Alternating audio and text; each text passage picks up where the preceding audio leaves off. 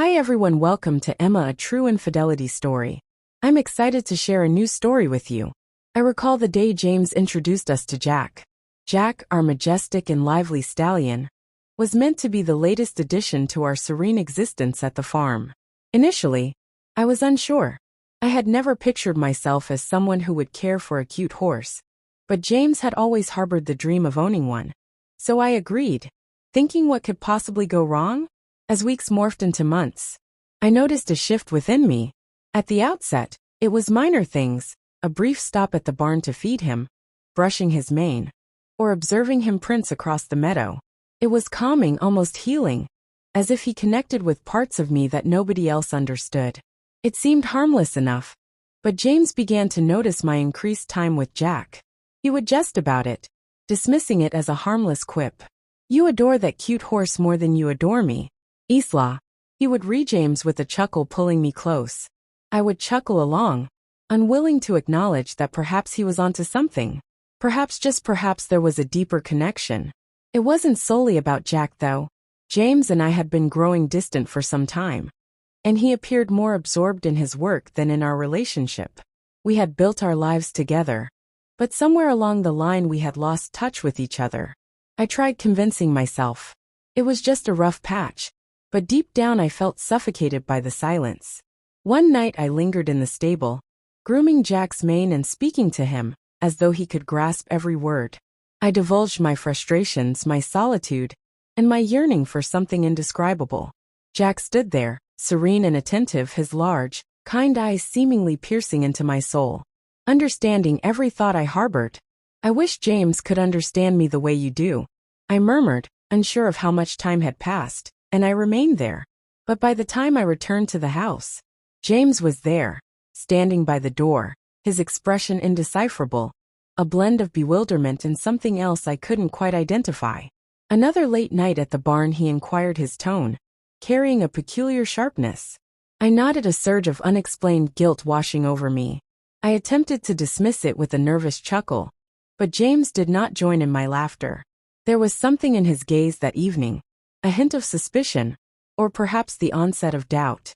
"Don't you think you're spending a bit too much time with him, Isla?" he questioned, his voice low and cautious. I was taken aback by the gravity in his tone.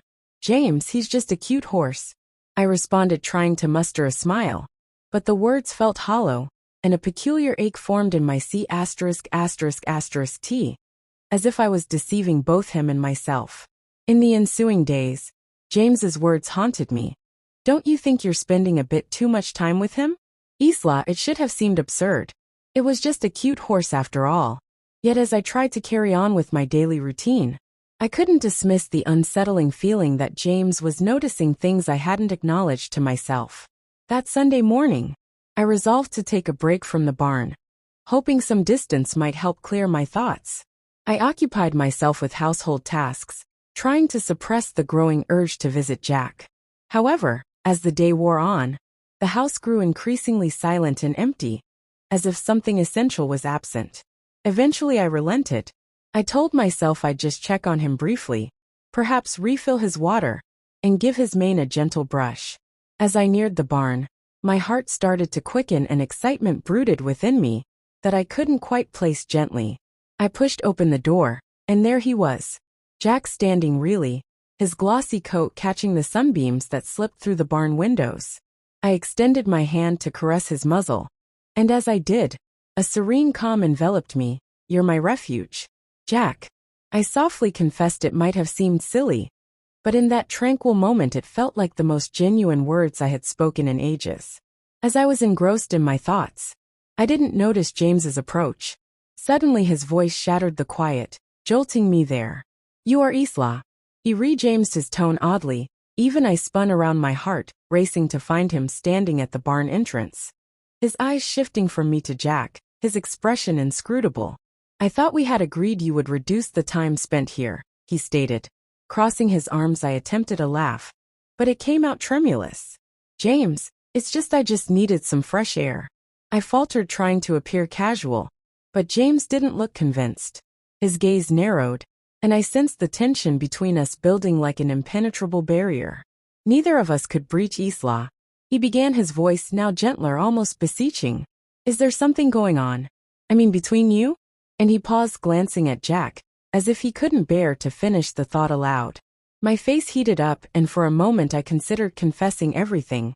The solitude, the sense of self slipping away, the odd solace I found in those silent moments with Jack. But I restrained myself, the words snagging in my throat. James, that's ridiculous. I managed, forcing a chuckle. He's a cute horse. James stared at me, his eyes probing, and for a moment I thought he might drop it.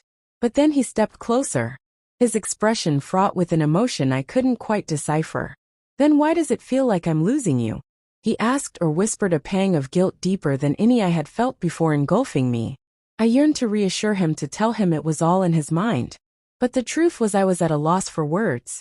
I felt torn, caught between the life we had constructed together and a peculiar new reality that only seemed comprehensible. When I was in the barn, James turned his head away, his voice softening, breaking. I don't understand, Isla, he murmured. But it feels like I'm watching you drift away, and I don't know how to stop it. Tears threatened at the edges of my eyes, but I fought them back. Uncertain of what to say, I longed to bridge the gap between us.